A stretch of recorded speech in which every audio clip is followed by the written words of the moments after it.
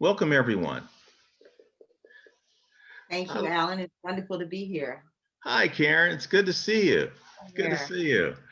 Uh, I'd like to begin and ask each of you to tell us a little bit about yourself, your background as an artist, dancer, and what inspired you to become a dancer. Uh, April, let's like to hear from you. Good evening, everybody. Well, I started dancing and taking classes when I was 5 years old in my neighborhood ballet school in Queens, New York, where I'm from. I was raised in Queens, New York. I was very hyper as a child, so my mother took me to the local studio and I started dancing. Um, at middle school, I was really serious about it and asked my mother if she could research a school that had both arts and academics together. And so she found one in Manhattan, and I attended the National Academy of Ballet and Theater Arts under the direction of Thalia Mara.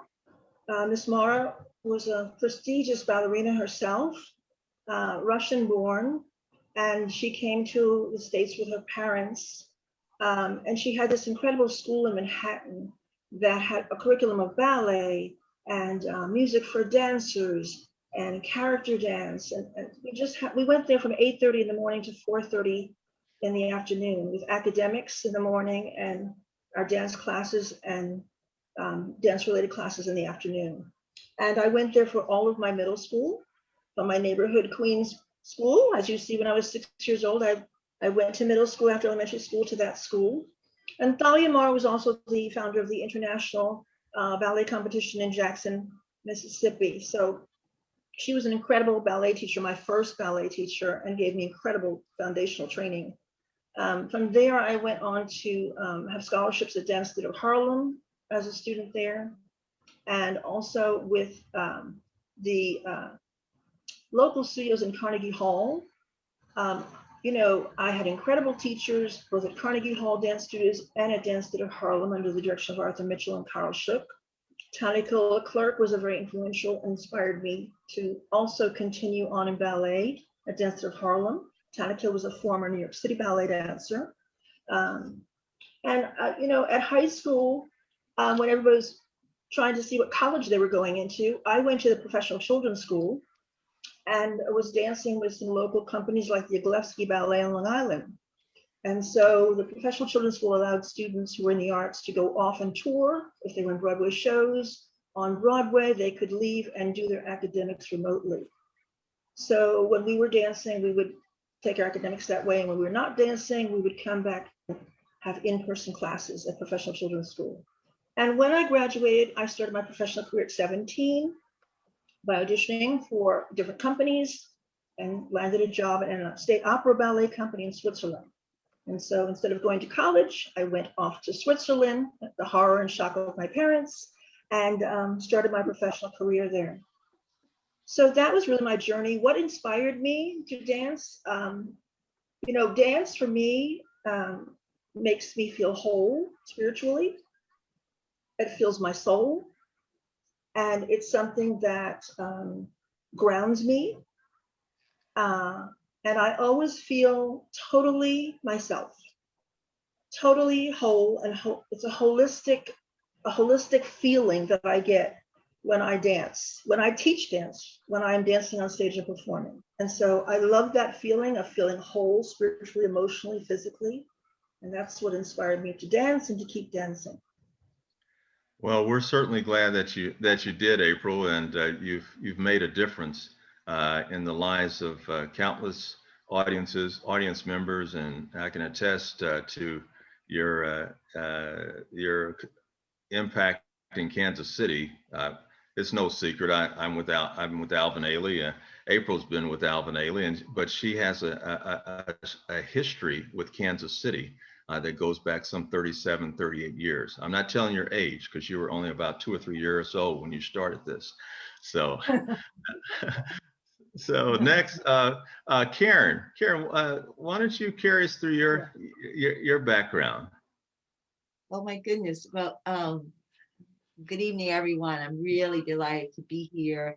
I've actually just taken a position at UMKC Conservatory.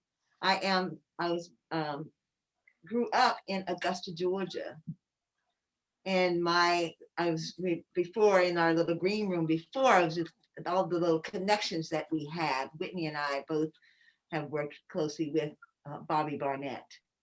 So Ron Colton was my teacher. He was from the New York City Ballet. He came to Augusta to form a company, and he and Bobby Barnett would partner together to put on the Nutcracker. Arthur Mitchell and Bobby Barnett and my teacher Ron Colton were in New York City Ballet together.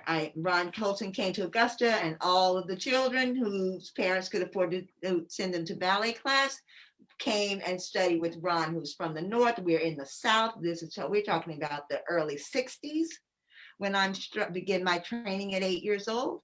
And there were some ideas about segregation that were going on in the Deep South. And he just it was like, went straight over his head. He's like, I'm going to teach anybody who comes into this room. And so I went through all of that training at 17. I probably did what every Black family wants to happen for their children. I applied to all universities, etc. I was also becoming very, very proficient in this classical ballet world. I really loved the science of the ballet. And then my mind it just worked. I'm a Libra, so there's this balance of science and mindship right around this art form. But Ron told me that the only place that I probably was going to be able to dance would be at Dance Theater of Harlem. So he made a call to Arthur Mitchell. Arthur Mitchell sent Carl Shook to come and watch me perform at a Southeastern Regional Ballet Association festival. The United States was divided into 4 quadrants, and there were these festivals that would happen, much like the prerequisite to the kind of competitions that are around today. I joined DTH and I was with that company for 22 years. I had a fantastic career there. I think my time that I was at DTH kind of coincided with April's time at Ailey, although, we're always on the road, we're always traveling, but whenever we could go and watch each other, we would do that to support one another. When I left Dance Theater of Harlem, I joined became the director of education at the Atlanta Ballet with John McFall, who had also been in New York City Ballet. From there, I became the artistic director of the Oakland Ballet out in California, which was founded by Ron Guidi. And I believe that I was such a good fit because the company, Dance Theater of Harlem and the Oakland Ballet, had a very similar kind of rep. So I knew the rep that they did, and it was just, and then at that time, I was not a choreographer. So there was no kind of thing like, she's going to come in and change everything. I was going to be collaborating, bringing in, commissioning, and using the work that was already there. The photo of the image that we're looking at now, of course, it says is from Glenn Tetley's ballet. At DTH, we did all kinds of works, from the classics, story ballets, pseudo-ethnic. We did works by Jeffrey Holder. So I had a very, very rich and eclectic experience with that organization. Once I left Oakland Ballet, I became a university professor at University of the Arts in Philadelphia. After that job, I became the executive director at Garth Fagan. Garth Fagan has his own modern dance company, but many people in the audience will probably remember him and know of him as the choreographer for the very, very popular Broadway show, The Lion King. I have been a guest artistic director for Ballet Wichita and had the wonderful opportunity to create a new Nutcracker, right? My first ballet I'm ever in, and I get to re-envision and reimagine what that is, hiring a Black choreographer to totally redo the idea about the Nutcracker, an American classic. Along the way, I actually worked with Paradigm, which is a Dance Legends in Concert formed by Gus Solomons Jr., who was with Merce Cunningham, and Carmen de Lavallade, who was married to Jeffrey Holder, but also a dancer in her own right, one of the original founders of the LA company, and Dudley Williams. And in my work with that organization, I was awarded a Bessie Award. And for those of you who don't know, it is akin to the Academy Award for dancers. So I'm very, very proud to have been given that award. I formed my own company. I'm an entrepreneur. I have my own company called On Point Plus Dance Masters Institute, and I mentor dancers. I produce broadcast works from my home studio in Augusta, Georgia. And then we come full circle to UMKC. I just took the position, have just moved to Kansas City. Been here about 6 months, and I'm really happy to be a part of this panel and to meet all of you. So thank you so much. Well, welcome, Karen. Welcome. And next, let's see. Let's hear from Whitney. Whitney, why don't you tell us about yourself? Hi, everyone. So I'm from South Carolina, and I started dancing at the age of 5 after seeing my older sister, she's 4 years older than me, performing in a recital. And so my mom enrolled me into what was called D. Crump School of Dance. And it was a unique ballet school because it was majority Black dancers there. So I was surrounded by all Black dancers when I was younger. The founder of the school was white, and her goal was to reach out to dancers of color. So that's how I started ballet. And so it wasn't until I started to further my training that I realized that, oh, I am like a minority, like when I started to go to other schools. But it was a shock to me because I was so used to being with other dancers that looked like me. So I think I stayed at D. Crump, and they also had like a company combined with it called Ebony Dance Theater. And we would do performances. We did our own kind of like Nutcracker, and we did other things like a lot of festivals and things like that throughout the city. So that was my first like experience with ballet. And then I auditioned for the Governor's School for the Arts and Humanities in Greenville, South Carolina before ninth grade. And then I got in and I went, and this was a boarding school. So it was a very different experience. I left home. So I was about 2 hours away from home. And I was 14 at the time. But it was very pivotal in my decision to become a professional.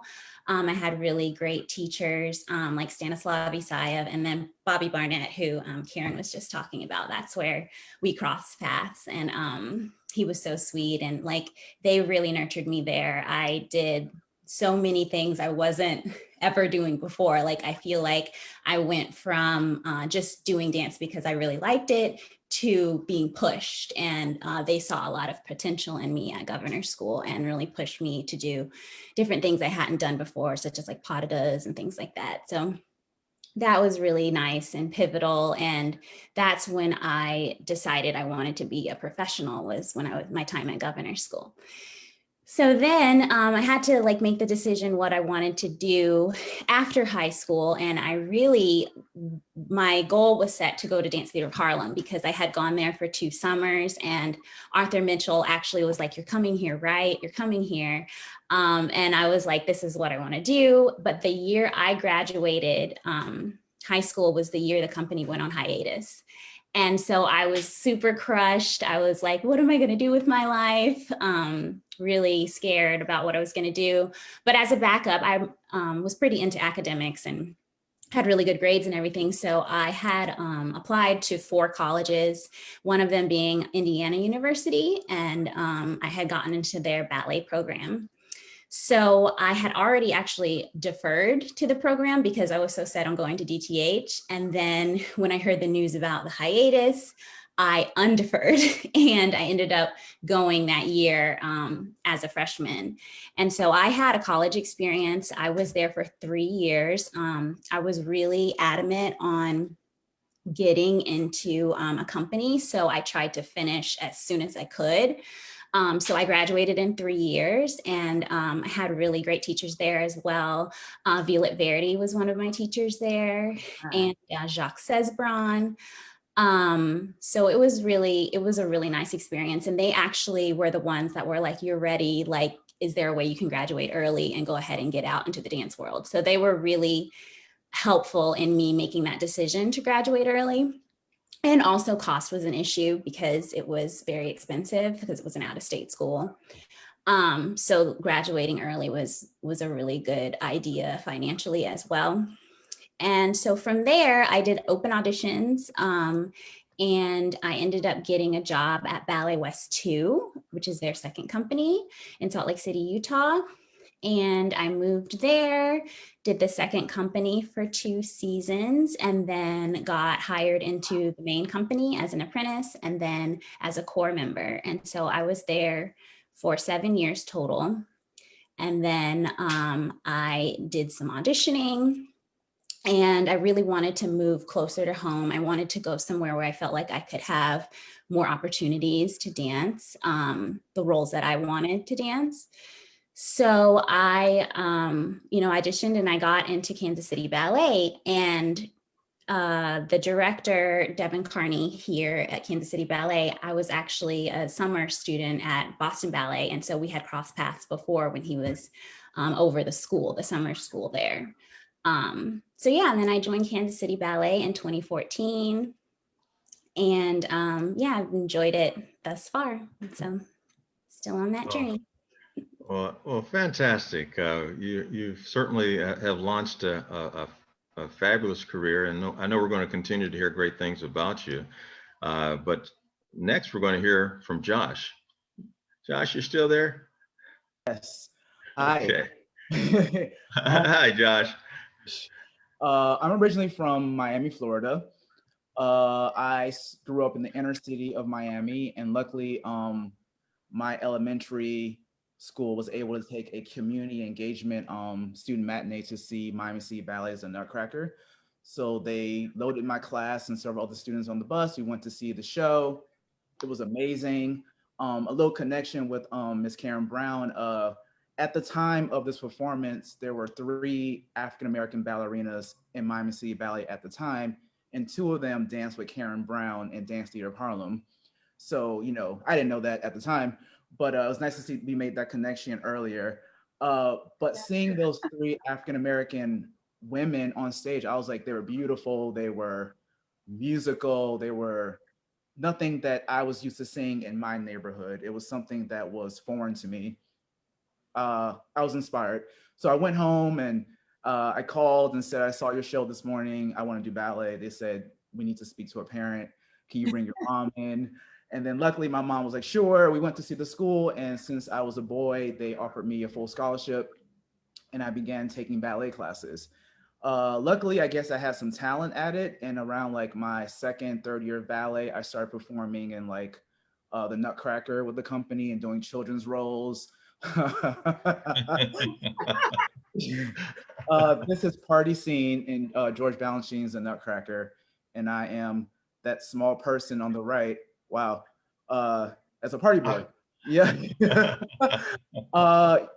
So yeah, and then from there I started attending summer programs, School of American Ballet, Pacific Northwest Ballet, North Carolina School of the Arts summer programs, and as I entered my high school years, I was accepted into the Harrod Conservatory year-round program, which was also like Whitney's Governor's School. It was a boarding school where we lived on site, went to school in the morning, and we danced in the afternoon.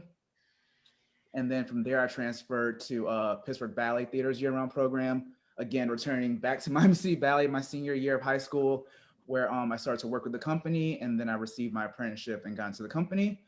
And then from there, I went to Dance Theater of Harlem ensemble. It was right during the time when they were about to go on hiatus. This is a photo of my senior year student showcase where I did Tchaikovsky Pas de Deux. Oh, go ahead. Patricia Delgado, who was a former principal of Miami City Ballet. Yeah, that's fun. So from after DCH, I did some guest artist work that led me to making connections with Cincinnati Ballet, where I auditioned and danced there and met Devin Carney. And then from there, I joined Kansas City Ballet, which is where I am now. So well, welcome, Josh, and we're glad you made it up from Miami to Kansas City. thank you. Well, this is probably a good opportunity for us to just remind everyone you're watching Resiliency, African American dancers in Kansas City in ballet, and we want to welcome you. We have a distinguished panel.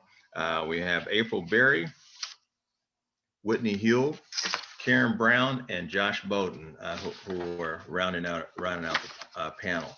I've mentioned your names, and I mentioned the names of some dancers that came before you at the ballet. But I also want to go back even further and talk about the pioneers like Arthur Mitchell, Catherine Dunham, Raven Wilkinson, Carmen de Lavalla, Janet Collins, and even Desmond Richardson, who broke barriers throughout the world of ballet. But my question for you is, do you see any generational differences between the experiences that they may have gone through and what you have gone through as a dancer? And what I mean by that, or what challenges have you each of you faced in your careers? Karen, you want to start us? I'll start. I'll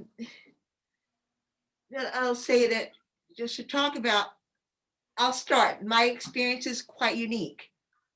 I pretty much had a director. My teacher was in New York City Ballet with Arthur Mitchell.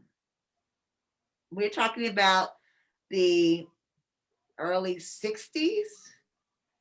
And so there was no way that I was, okay, I will tell this one story. This is a good one. So I would, from the time I was in the 9th grade, I was going to New York City.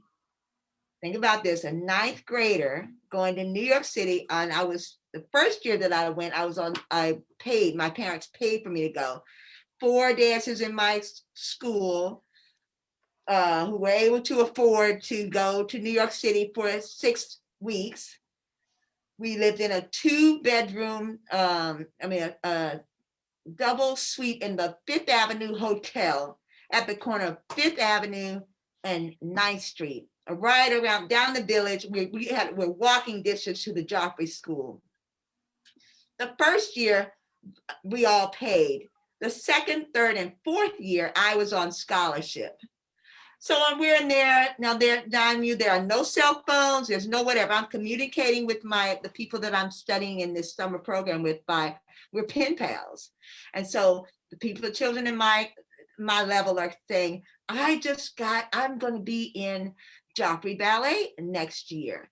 So I come home and tell my teacher that I am going to be in Joffrey Ballet next fall because as the way I can see the system goes and the way how well I'm doing in class, I will be in the company. He goes to my mother, and it's time for the talk.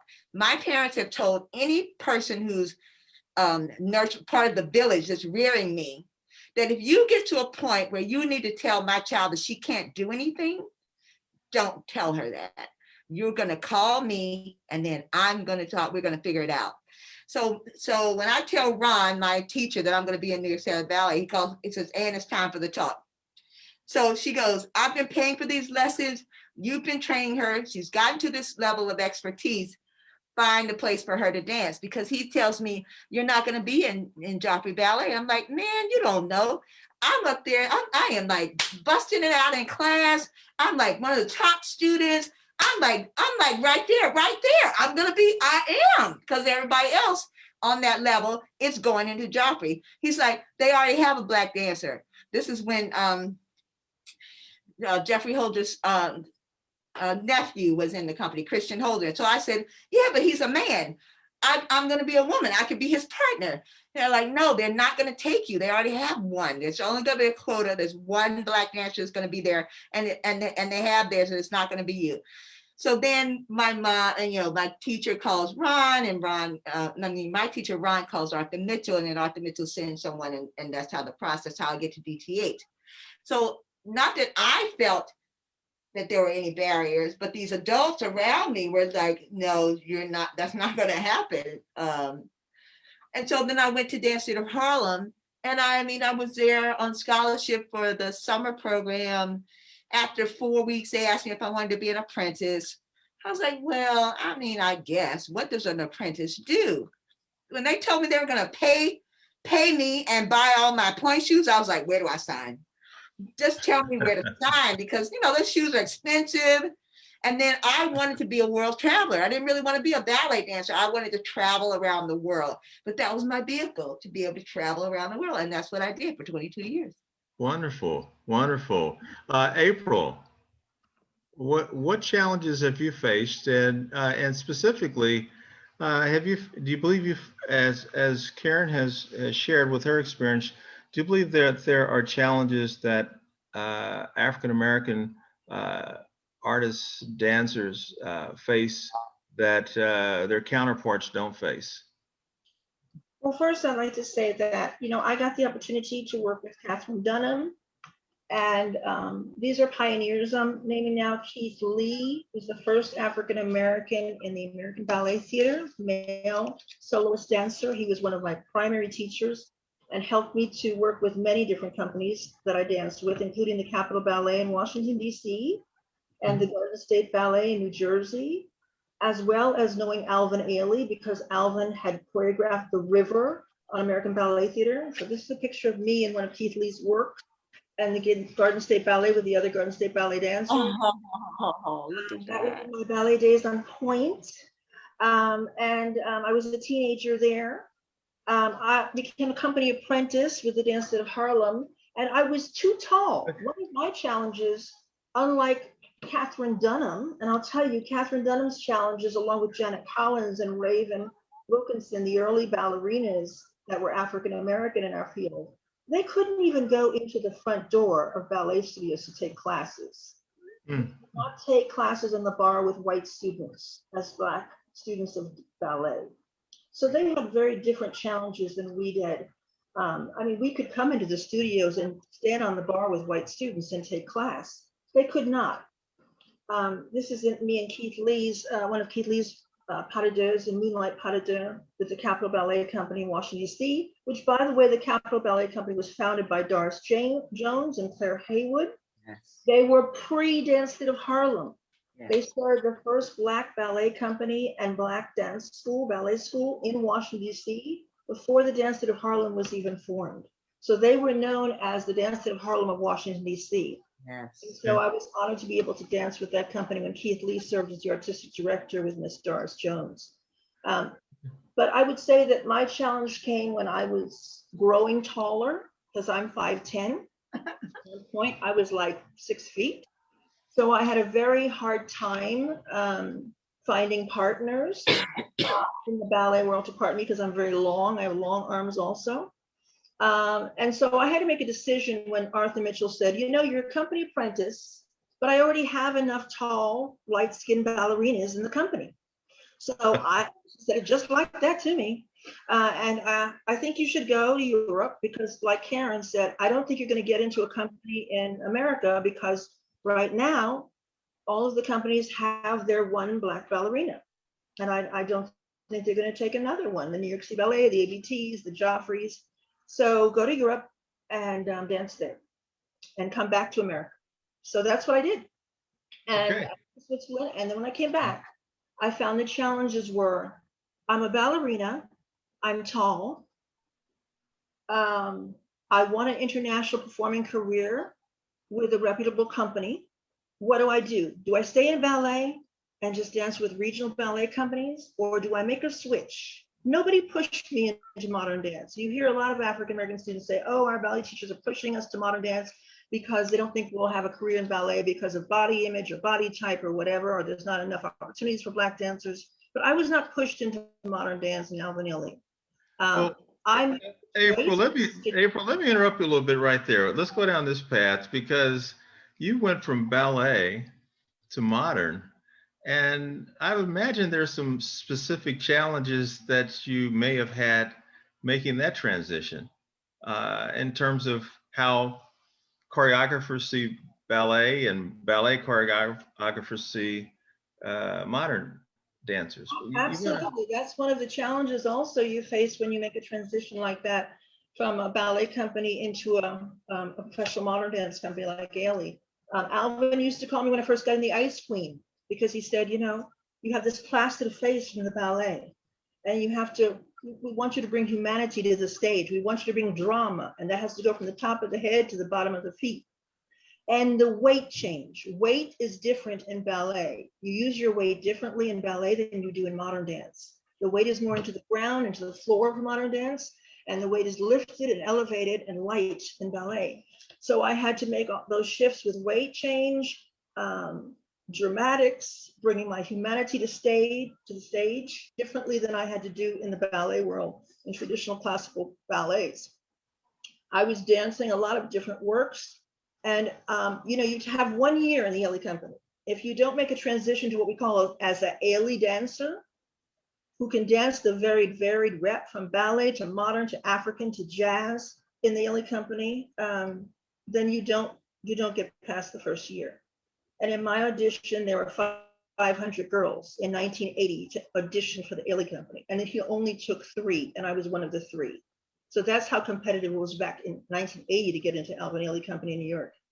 So I just say the challenges were both height, switching into modern company because I wanted to be in a major company and tour around the world. So I made that decision to leave the ballet world and audition for Ailey.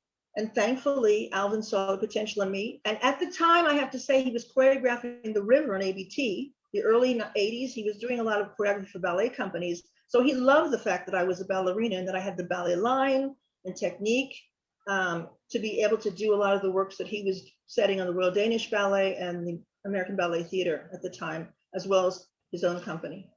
Okay, Josh, I haven't forgotten about you, but I'm gonna flip the switch a little bit. Josh, as a male dancer, and this is probably for all 4 of the panelists.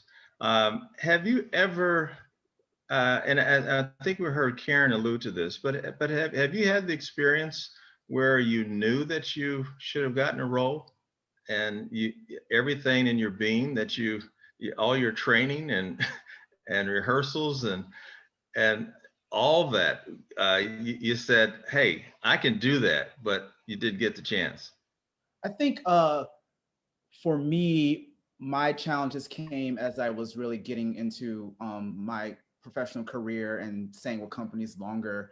Well, first of all, when I joined like a couple companies, they would always say, you're the new Black guy, which was also a weird thing to process. But, being a younger person at that time, I would just smile and say, okay. But, I think for a long time, it was hard to find my own identity and not trying to be the previous African-American male dancer that came before me.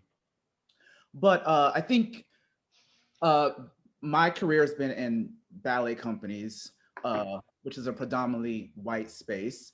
And I think it's hard to be seen for certain roles because of what I look like, which is obvious.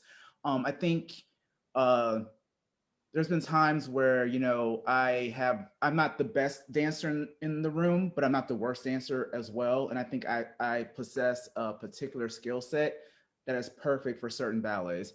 I think I'm a quick mover. I have really good footwork. I'm a fast dancer. I can make decent lines. I'm really good at certain things. But there's been times where certain ballets have come around and they just weren't even giving me the opportunity to even learn them. Or if I was given the opportunity to learn them, I was 4th or 5th cast on the list. I was basically a cover of a cover. And that hasn't been the story for most of my career, but I've experienced a lot of that in the past, like I would say 10 years, to be nice about it. Well, But it is what it is. I mean, I understand where I stand in these companies, which is why this conversation is great, because, I'm Black every day. I'm not just Black for a headline or a hashtag. This is my everyday experience. So it's an ongoing thing, which I think I am fully understanding that, some things are just not going to be given to me because of what I look like and what the person in front of the room is seeing, or their perspective of what the role should be danced like, or by who it should be danced by. Okay. Well, our topic is resiliency. And Whitney, what does that mean to you as a African-American dancer? For me, I feel like, when things don't go your way or haven't, panned out the way that you wish they would have, or you feel like you deserve they should have been, that you get back up and you keep trying. Like nothing basically knocks you down. You fall down and you get back up. That's how I view it, you know? And so that's kind of how I've tried to spend my career, because like Josh said, there's been moments where, you know, you feel like you're very capable of a role, you know, and maybe you actually are learning the role and you feel like you're executing it very well, yet you aren't given the opportunity to actually perform the role, you know, even if you're in the back, like, you know, tearing it up, you know, like, so I feel like that has happened to me for a long time, like throughout my career. And I have been given opportunities to dance certain roles that I feel like I really should have gotten, but there have been a lot of missed opportunities. And I feel like that's where that glass ceiling, it feels like it's like you can't push through. And for me, that's partially why I came to Kansas City Ballet from where I was before, because I just felt like there was a time where I can't go any further here. I have to move on. And it was a good decision because, you know, I came here. Yeah, I mean, there's always challenges no matter where you go. You know, I don't think I'm the best person in the studio or anything like that, but I know I have the ability to do bigger things. And so it was here where I was actually able to do In the Middle, Somewhat Elevated, which which you see here. I was able to do Sugar Plum, and those kind of opportunities didn't happen for me elsewhere. Excellent. Uh, April, I want to circle back to you. You've you've had an amazing career, and there's one ballet in particular that I am fond of, and that was Caverna Magica. And Got terrible reviews in New York. oh, the New York Great reviews don't reviews on tour. matter. Well, that's Those one were of my the challenges also, you know, as Black dancers, I have to say, when you have critics that are not from the African American culture or from a culture of color, Mhm, and they're writing mhm, about you and the works that may have to do with stories that come from the African American experience, mhm, different cultural experience than the white Eurocentric experience. When mhm, critics are writing and they don't have that history or that background, it really does tell in terms of how they write the reviews. mhm. And so Well, we had that with Caverna Magica in New York, and also with the Magic of Catherine Dunham evening. That you know, that was challenging, which is why I always try to advocate for more critics of color in the I dance school. remember, April, I remember a Kansas City dance critic, I think he's long gone, but he did not understand Ulysses Dove's piece. Oh gosh, now I'm forgetting the name of, but there was a piece that Ulysses Dove did, and it was simply about relationships. And anyway, so Episodes, yeah. yeah, episodes. So that brings me to a question about: is it a matter of a need to have more African American choreographers that are coming in and putting pieces on ballet companies that maybe are more receptive to African American audiences, of audience of color, or are more suitable for African American dancers? Is that part of the need? I think the other panelists can speak to this too, but I'll just say quickly, I think it's about exposure. I don't think it's about your race. I think it's about what been exposed to and what you've been educated Okay. on and what your research has been, uh, Uh-huh. to open and broaden the worldview and the cultural view of other traditions and Okay. stories and experiences. Okay. Karen? Yeah, I'm happy to talk about this question. I believe that it's about generally what happens. So we'll bring in a ballet company, we'll bring in a Black choreographer. That choreographer could be well established in the world, in our field, but they are often given the second company to do a work on, like they're like emerging. But these people are not emerging. They're powerful forces in the world of choreography. Or if that doesn't happen, then the other thing happens, you bring in a modern choreographer into a ballet company. And let's just take, just as an example, and this has nothing to do with about their expertise of, I'll just use Kyle Abraham on New York City Ballet. But for Kyle Abraham to come into New York City Ballet, that really is about more showing that the diversity of the skill set of the city ballet dancers to do modern, as opposed to bringing in a Black choreographer who can choreograph ballet. We don't have, that's not what's happening. They're not bringing in Black choreographers to choreograph ballet on white ballet dancers, right? It's a modern dancer that's showing off what the diversity of the dancers. Okay, so maybe that's your point or your position, but I'm looking forward to the day that a ballet company brings in a Black ballet choreographer to choreograph a ballet.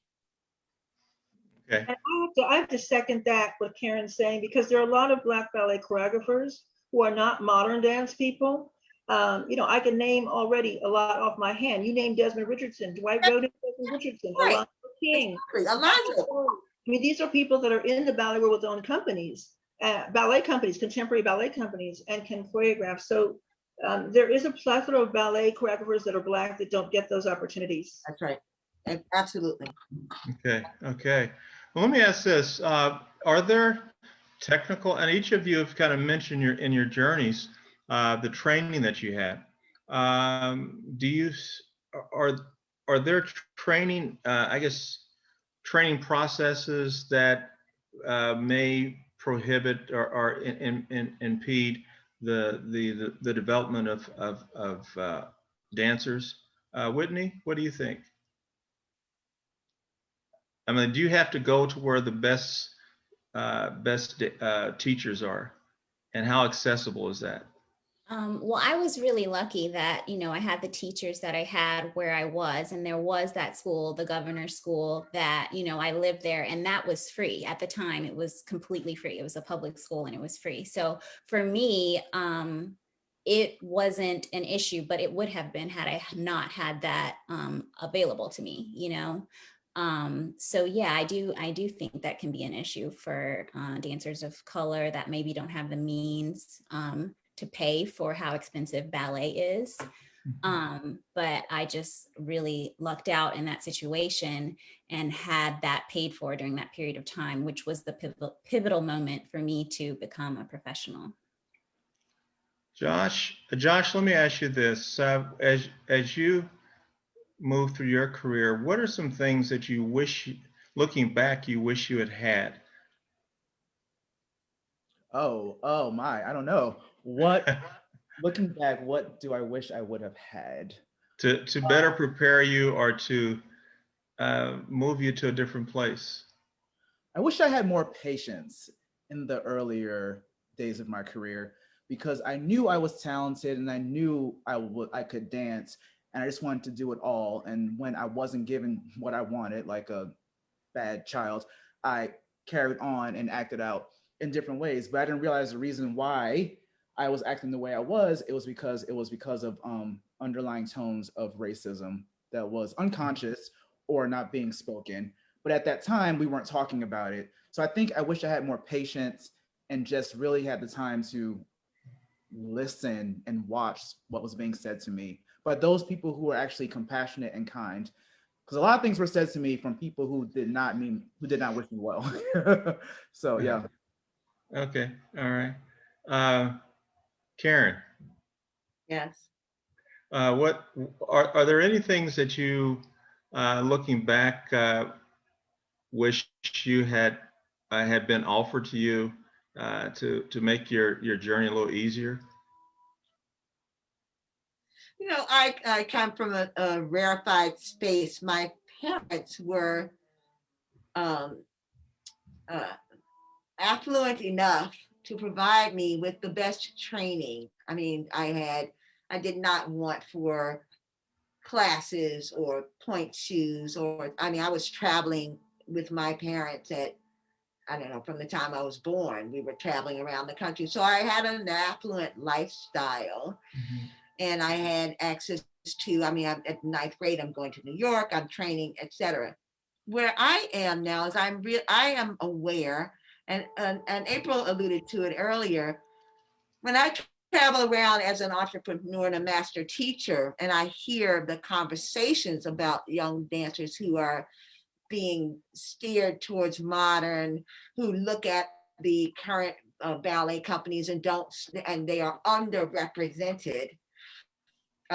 People of color are underrepresented, and they're looking to see, well, should I continue on the ballet track? Should I go to college? Do I need to think about something else? Because is there really a place for me?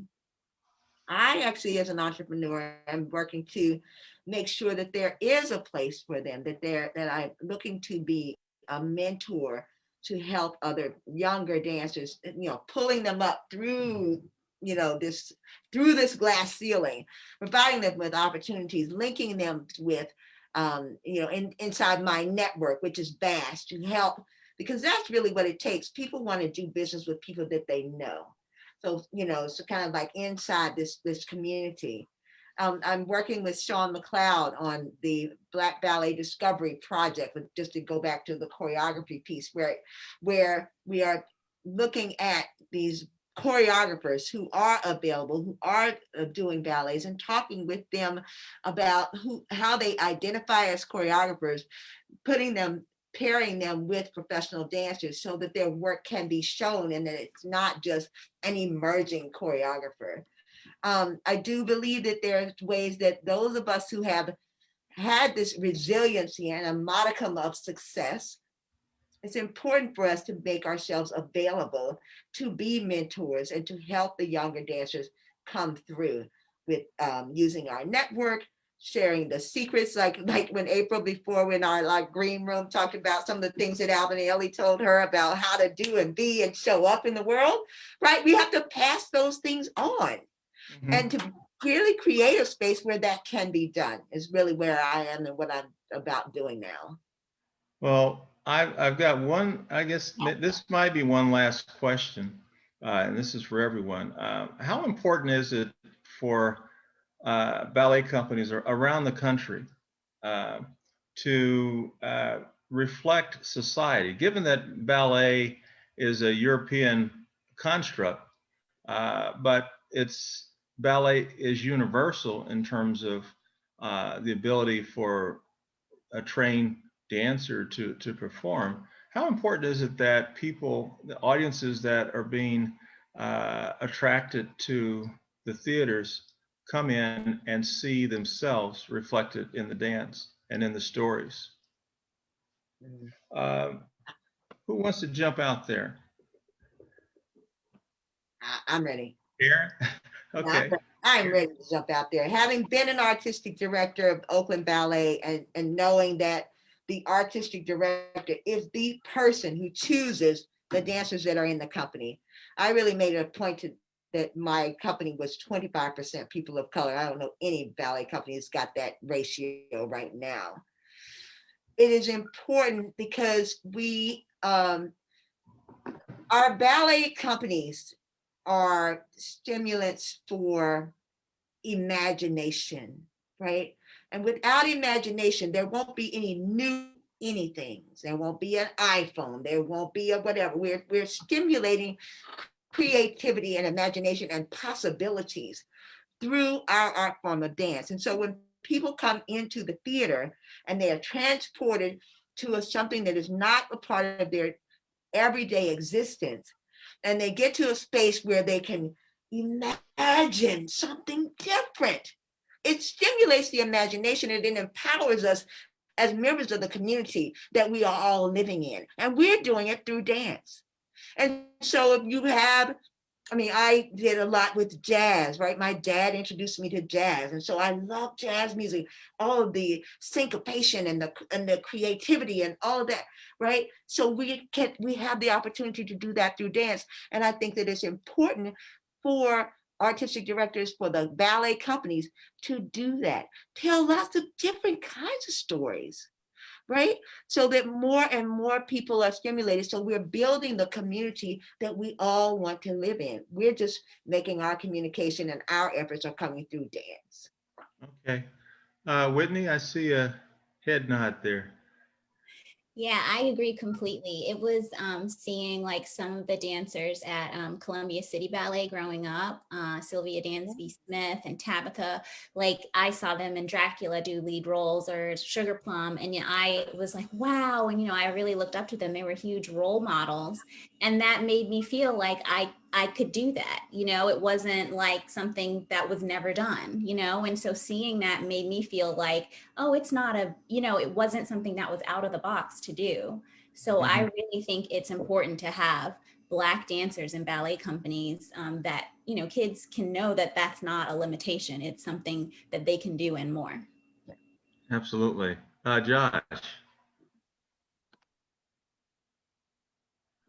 I completely agree. If it wasn't for that student field trip and for those 3 African American ballerinas on stage at Miami City Ballet at that time, I always celebrate them and say their names. Kareen, Erica Lamb, Myrna Kamara.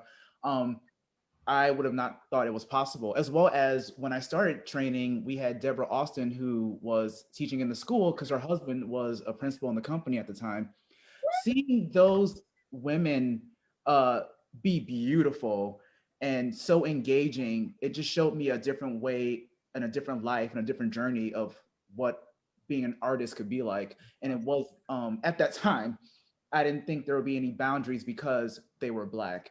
I was a child. I didn't know then. I know now. It's a little different, but I am grateful for them. Yeah. So I think it's very important to see people that look like you on the stage, because it inspires a generation. Whitney, myself, we're here because we saw people that look like us in our childhood that led us to this journey to become a professional dancer. Yeah. Okay. Great. I want to just add real quick, Alan, that I Yes. think beyond representation and seeing dancers on the stage, you want to see people working behind the scenes that are African Okay. as well at the ballet companies, because obviously Karen and I work behind the scenes in teaching at the university, or myself with Director of Community Engagement Education at the ballet. And when African American children see you also working in the ballet administration or as a teacher in the school, Yes. that representation is just as important as seeing on the stage. And Right. for me, that was Absolutely. my teachers, as well as seeing who was working behind the scenes at the ballet companies and schools I was at, were they African American? Because that also gave me a post-career conversation beyond the stage. And so Okay. I think that's really important as well, that we look at the whole landscape and not just what we see on the stage, because it happens, who's teaching us in the ballet class in the studio? Exactly. Right. Well, Right. when I worked for a hospital, and we used to call the doctors and nurses the costume employees, but people didn't see the caterers and the facility staff and the marketing people, the development people, the attorneys, the accountants, and all those other careers that go into it. I've got one question from the audience, and I want to slip this in here. And someone asked, where are the women choreographers in ballet? Yeah, they're out there. I mean, and I'm becoming one. I'm becoming one. When I stepped away, I had just done my first piece of choreography here at the University of UMKC. They're out there, and they're fortunately there's a push to find them, identify them, and give them space in this world. But I wanted to just make a quick comment about what April was saying. I studied ballet from the time I was 8 years old all the way up, right? And I never had a Black female teacher, a Black ballet teacher, until I became a professional dancer. And I know the powerful impact that this has, because when that woman, Alice Elliott, walked into the studio to teach me as a member of the Dance Theater of Harlem, my soul, it's so hard to describe how connected I felt to her and her excellence, her level of expertise, the way that she could teach and what she knew about that field, it really made such an impact on, a powerful impact on me. And I am always aware and conscientious of that when I walk into a room and teach and there are Black children in the room holding on to that bar. Fantastic. Well, I see that the control booth is telling me that I have to wrap this conversation up. But this has been a great start. April, I hope that you'll continue this with. I think this is a valuable. I'll call it service to the community to be able to have discussions like this that broaden our understanding of ballet and dance and the individuals like yourselves, like this panel, who are making ballet happen in Kansas City. Kansas City Ballet is to my knowledge, the only professional ballet company in Kansas City, and is doing fine work. Thanks to, I'm going to, April, I'll embarrass you. Thanks to the great staff. I know Jeff's over there and many others, but I know that April Berry is there. And we in the Black community are proud of what you're doing, and we're here to support you in any way that we can to bring audiences in and help the ballet grow. So I want to remind you that we've had a distinguished panel: April Berry, Whitney Huell, Josh Bowden, and Karen Brown, who have graced us this evening. And we're very proud of and happy to be part of this conversation and hear the shared experiences of Black dancers in ballet in Kansas City. We hope that this conversation has been educational and informative. We also hope we have inspired someone to pursue a career in ballet, or as we talked here behind the scenes in the administrative areas, the technical areas, because every time you come on the stage, somebody has to flip the light switch so you can see the company, and someone has to count the tickets. So again, I want to thank the support of Whitney and Josh and Karen as they perform, and Karen, as you develop your career as a choreographer, and we can see your dances on our local stages. We hope that you'll connect with April, director of Kansas City Ballet, who's beginning the experience of, who's bringing the experience of ballet into our communities every day. And meanwhile, thank you for sharing your time with us this evening. And remember, with your support of the ballet, you lift us up. Good night. Have a good evening. God bless. Thank you, Alan. Thank you, April. Bye, Josh. Bye, Whitney.